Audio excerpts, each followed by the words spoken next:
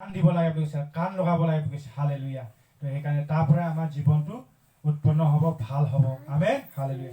তো সেইকাৰণে জিৰমিয়া কিতাপ আমি উলিয়াম চবে। হালেলুয়া। 17 অধ্যায় 5 পৰা 8 লৈকে পঢ়িম।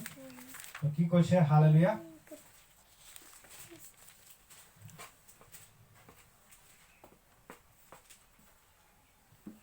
ইয়াত কৈছে কি 5 পদৰ পৰা পঢ়িম।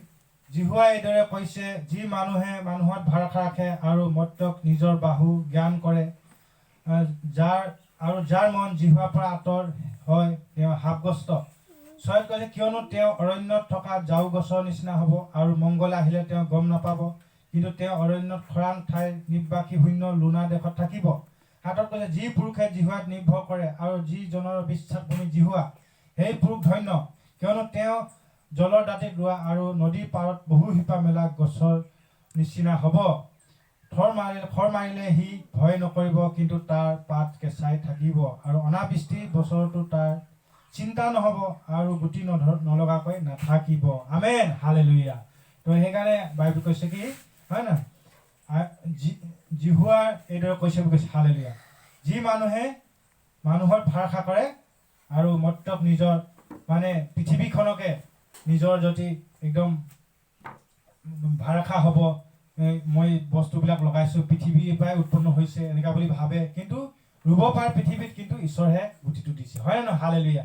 মোক ঢেৰ মাটি আছে বুলি আমি মাটিখিনিকে ভৰসা কৰিব নোৱাৰে, ঢেৰ সম্পত্তি আছে বুলি সম্পত্তিখিনিকে ভৰসা কৰিব নোৱাৰে। মই যাব পাৰে সম্পত্তিটো, হয় নহয়? ঢেৰ টকা পইচা আছে বুলি টকা পইচাতে ভৰসা কৰিব নোৱাৰে, টকা পইচাটো নাইকিয়া হৈ যাব পাৰে, চুৱে লৈ যাব পাৰে, কিবা এটা হৈ যাব, লোকচান হৈ যাব।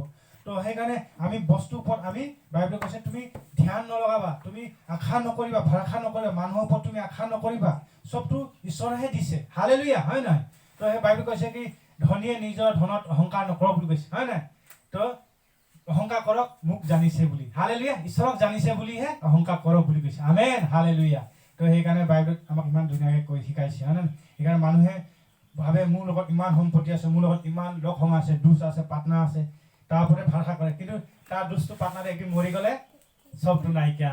হয় নহয়? হালেলুয়া। কিন্তু সেইকাৰণে আমাক শিকাইছে তুমি যোনটো বস্তু কেতিয়া শেষ নহয়, যোনজন কেতিয়া শেষ নহ'ব, কেতিয়া নমৰিব, সেই ঈশ্বৰত তুমি ভৰসা কৰা। আমেন। হালেলুয়া। তোমাৰ আশাটো কেতিয়াও শেষ হৈ নাযাব, তেতিয়া ঈশ্বৰৰ লগত সদায় তাজা হৈ থাকিব। বাইবেল কি কৈছে ইয়াত? হালেলুয়া। সদায় কেঁচা পতীয়া হৈ থাকিব বুলি কৈছে। কিন্তু তেওঁ অৰণ্যত থকা জাউ গছৰ নিচিনা হ'ব আৰু মংগল আহিলে তেওঁ গম নাপাব, কিন্তু তেওঁ অৰণ্যত খৰাং ঠাইত নিবাসী শূন্য লোনা দেশত থাকিব। আৰু যি পুৰুষে জিহুৱাত নিৰ্ভৰ কৰে আৰু যিজনৰ বিশ্বাসভূমি জিহুৱা, সেই পুৰুষ ধন্য বুলি কৈছে। আমেন। হালেলুয়া। কোনজন মানুহ ধন্য? যোনজন মানুহে মানুহৰ ওপৰত ভৰসা কৰে সেইজনক ধন্য বুলি কোৱা নাই বাইবেলত। হালেলুয়া। যোনজন মানুহ ঈশ্বৰৰ ওপৰত ভৰসা কৰে, হালেলুয়া, সেই পুৰুষ ধন্য হ'ব। হালেলুয়া। সেইজন মানুহ ভাল হ'ব, সেইগৰাকী মানুহ ভাল হ'ব যিজন মানুহে ঈশ্বৰৰ ওপৰত আশা কৰে, ভৰসা কৰে। তাক ঘৰ মানুহে এৰি দিব পাৰে, তাক লগ সংগে এৰি দিব পাৰে, কিন্তু ঈশ্বৰে কেতিয়াও নেৰিম বুলি কৈছে। হয় নে নাই? আমেন। হালেলুয়া। তো সেইকাৰণে ঈশ্বৰৰ কাৰণে হাতালি দিব। হালেলুয়া। ঈশ্বৰ মহান হয়। হয় নহয়?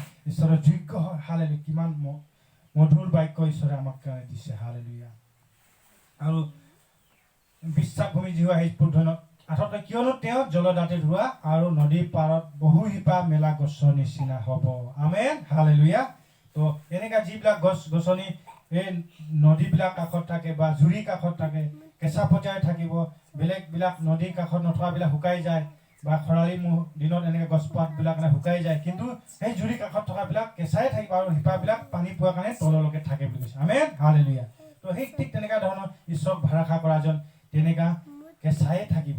আমেন। হালেলুয়া। এনেকৈ শিপা তললৈকে থকাৰ কাৰণে তেওঁ হৈছে মজবুত হৈ থাকিব। সেইকাৰণে আমি ঈশ্বৰক ওপৰতে আমি ভৰসা কৰিব শিকিব লাগে। হালেলুয়া। তো ঈশ্বৰে আমাক সহায় কৰিব। হালেলুয়া। তো মানুহক আমি একবাৰ সহায় কৰিলে দ্বিতীয়বাৰ সি ক'ব, বেলেগক ক'ব মই ইমান সহায় কৰি দিলোঁ, মই এনেকা কৰি দিলোঁ, কৈ থাকিব। হয় না? তো হিচাপ কৰি থাকিব, সহায় কৰিলে আৰু কৰি থাকিব, মই এনেকা কৰিলোঁ তেনেকা কৰিলোঁ, মানুহৰ আগত মানে যশস্যা পাবৰ কাৰণে, হয় না, প্ৰশংসা পাবৰ কাৰণে, গৌৰৱ পাবৰ কাৰণে মই ইমান কৰিলোঁ তাৰ কাৰণে এনেকা কৈ থাকিব। তেতিয়াহ'লে সহায়টো নকৰালে ভাল আছিলে। হয় না? তুমি যদি কৰিব থাকা আৰু সহায় কৰি গৌৰৱ বিচাৰি থাকা, সন্মান বিচাৰি থাকা, তেতিয়াহ'লে সহায়টো কেলে কৰিলে? হালেলুয়া। তো সেইকাৰণে ঈশ্বৰো তেনেকা সন্মান বিচাৰি নাথাকে।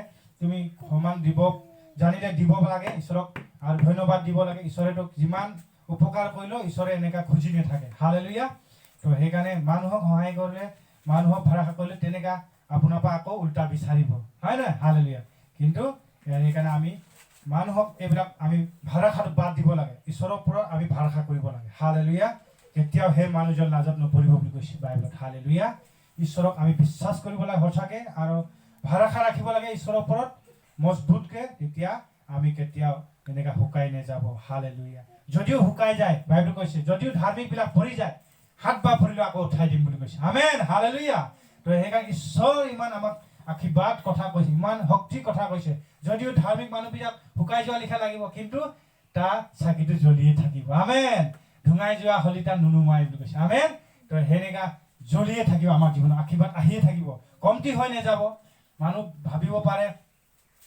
এই অলপ উঠিছিলে আকৌ নামি গ'ল কিন্তু ঈশ্বৰে আকৌ আমাক উঠাই দিব হালেলুয়া সেইকাৰণে ঈশ্বৰৰ লগত বল আছে ঈশ্বৰৰ লগত আমাক জ্ঞান পাবৰ কাৰণে আমাক অভিজ্ঞতা হ'বৰ কাৰণে ঈশ্বৰে আমাক দি চাব আকৌ লৈ নি চাব কিমান জানিছে কিন্তু আকৌ ঈশ্বৰে আমাক উঠাই দিব হালেলুয়া তো এনেকা আমাৰ শ্বিলঙৰ একজন পাষ্টাৰ আমাক টিচিং দিছে শিকাই থাকে ন তো চুনামি যেনেকৈ আহে এনেকৈ ডাঙৰ যেতিয়া সাগৰত পানী আহে প্ৰথমতে চবটো টানি লৈ যায় তাৰপিছত আকৌ একদম ভৰ্তি কৰি থৈ যায় আমেন হালেলুয়া ঠিক তেনেকুৱা ধৰণৰ আমাৰ জীৱনত ভি নাইকিয়া নিচিনা লাগিব কিন্তু যেতিয়া ঈশ্বৰৰ আশীৰ্বাদ হ'ব চবটো ভৰ্তি কৰি দিব আমেন হালেলুয়া ঠিক তেনেকুৱা ধৰণৰ আমাৰ জীৱনত ঈশ্বৰে কাম কৰিব হালেলুয়া তো সেইকাৰণে আমি খালি ঈশ্বৰৰ ওপৰত ভৰসা কৰিব লাগে ঈশ্বৰৰ ওপৰত আমি আশা ৰাখিব লাগে ঈশ্বৰৰ পৰা আশীৰ্বাদ হ'ব ঈশ্বৰৰ পৰা পাম বুলি কিন্তু আমি পাপ কাম কৰিব নালাগে আমি মানুহৰ ওপৰত ভৰসা কৰিব নালাগে মানুহ কি হয় আজি আছে কাইলৈ নাইকিয়া হৈ যাব বুলি কৈছে হালেলুয়া শুই থাকোঁতে মানুহটো মৰি যাব পাৰে কোনে জানে হয় নাই ভালকৈ থাকিলেও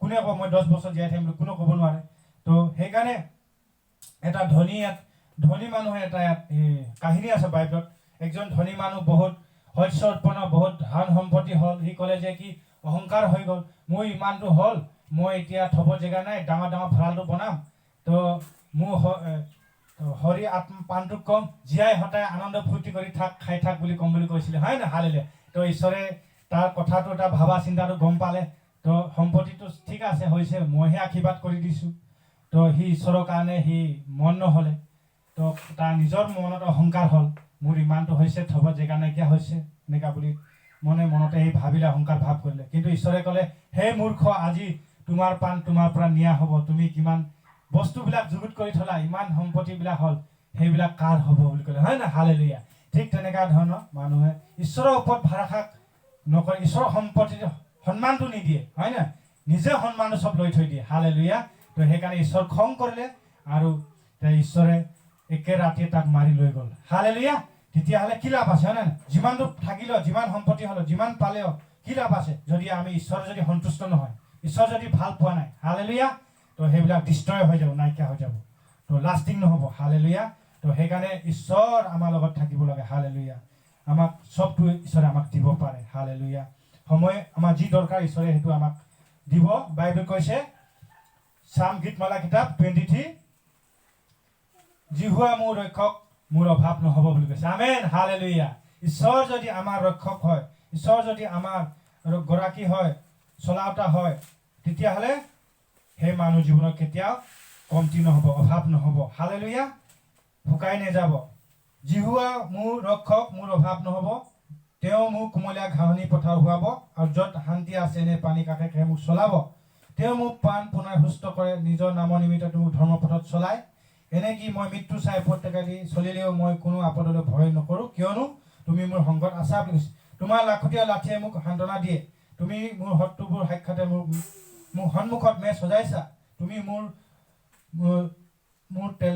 তেলেৰে তিয়াইছা মোৰ প্ৰাণ পাত্ৰ অৱশ্যে মংগল আৰু দয়া আয়ুসৰ সকলো কালত মোৰ পাছত যাওঁতা হ'ব আৰু মই চিৰকাললৈকে জিহুৱা গৃহত বাস কৰিবলৈ পাম আমেন হালেলুয়া তো সেইকাৰণে ঈশ্বৰহে ৰক্ষক হ'ব লাগে হয় নে ঈশ্বৰহে চোৱা চিতা হ'ব লাগে মানুহবিলাকক চোৱা চিতা পাতিলে কি হ'ব মানুহবিলাকে বেছি উন্নতি হোৱা দেখিলেও হিংসা লাগিব হয় নাই বেছি দুখীয়া হোৱা দেখিলেও হিম কৰিব হয় নাই হালেলুয়া তো সেইকাৰণে ঈশ্বৰ যে আমাৰ ৰক্ষক হয় আমাৰ অভাৱ হ'বলৈ নিদিব হালেলুয়া তো মানুহে সেইকাৰণে মানুহৰ ওপৰত ভৰসা কৰে কিন্তু মানুহবিলাক যেতিয়া এৰি দিব তেতিয়া বিপদৰ সময়ত তেতিয়া দুখত পৰে হয় নাই হালেলুয়া সেইকাৰণে মানুহৰ ওপৰত কেতিয়াও ভৰসা কৰিব নালাগে এনেই খাবলৈ ববলৈ আহিব কিন্তু যেতিয়া দিগদাৰ সময় হ'ব চব এৰি দিব হয় কোনো হাত নিদিব, কোনো সহায় নকৰিব, এনেই মাত এষাৰ লগাব আহিব পাৰে, কিন্তু ঈশ্বৰে তোমাক কেতিয়াও এৰি নিদিব। হালেলুয়া।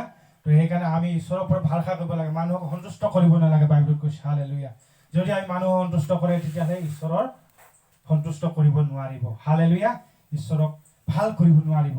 ঈশ্বৰৰ জেগাটো মানুহে কাই লৈ থৈ দিয়ে। হালেলুয়া। সেইকাৰণে আমি জানিব লাগে আমি মানুহক আমি সন্তুষ্ট কৰিব নালাগে। হালেলুয়া। Praise the lord.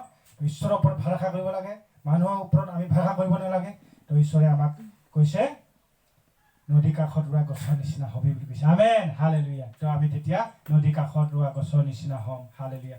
আমি নিশ্চয় আশীৰ্বাদ হ'ল আজি আমাৰ বাক্যবিলাক, ঈশ্বৰে আমাক যি বাক্য দিলে, হালেলুয়া, মোৰ কাৰণে আৰু আমাৰ সকলো বিশ্বাসীৰ কাৰণে আৰু আমাৰ ভিডিঅ'টো যোনে চাব তেওঁলোকৰ কাৰণে আশীৰ্বাদ হ'ব। তো আমি শিকিলোঁ আজিৰ পৰা আমি মানুহক আমি সন্তুষ্ট কৰিব নালাগে। বাইবেলত যেনেকৈ কৈছে মানুহৰ ওপৰত ভৰসা কৰিব নালাগে। তো ঈশ্বৰে আপোনাক সহায় কৰিব। তেতিয়া ঈশ্বৰৰ ওপৰত ভৰসা ৰাখক। ঈশ্বৰৰ ওপৰত আপুনি ভৰসা কৰিলে তেতিয়াহ'লে আপুনি কেতিয়া লাজত নপৰিব, আপোনাৰ মংগল হ'ব। আপোনাৰ তেনেকুৱা নদী কাষত বা গছৰ নিচিনা হ'ব। তো আপুনি দিগদাৰ সময়ত ভি আপুনি সহায় পাব। হালেলুয়া। তো বাইবেল কৈছে আমি মানুহৰ পৰা চাওঁ সহায় কৰিব নেকি, আমাৰ লগ সংগৰ পৰা চাওঁ সহায় কৰিব নেকি। বাইবেল কৈছে কি যি ঈশ্বৰে আকাশমণ্ডল সৃষ্টি কৰিলে সেই ঈশ্বৰৰ পৰা তোমাৰ সহায় আহিব। আমেন। হালেলুয়া। তো সেইকাৰণে যি ঈশ্বৰে চবটো বনাই দিছে সেই ঈশ্বৰৰ পৰাই আমাৰ সহায় প্ৰত্যেকৰ আহিব। আমেন। হালেলুয়া। সেইকাৰণে আমি চবটো সন্মান আৰু মহিমা ভৰসা আমি ঈশ্বৰৰ ওপৰতে আমি ৰাখিব লাগে।